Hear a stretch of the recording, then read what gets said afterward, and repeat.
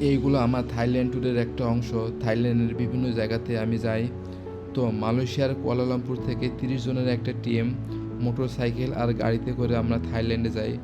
প্রথমে মালয়েশিয়া আর থাইল্যান্ডের immigration complete করার পর একটা রেস্টুরেন্টে যেয়ে থাই খাবার খাই। থাই স্যুপ অনেক মজাদার।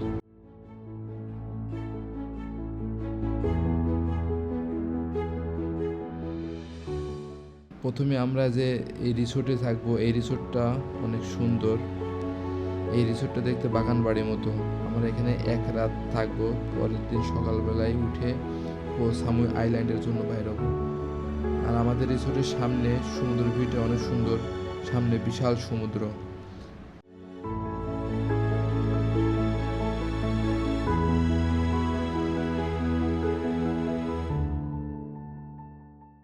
আর আমাদের পাশে আরেকটা জায়গা আছে যেটার নাম হচ্ছে পাকপাড়া ভিউ পয়েন্ট। এই জায়গাটাতে সন্ধ্যাবেলায় খুবই সুন্দর লাগে, আশেপাশের পরিবেশটা অসাধারণ।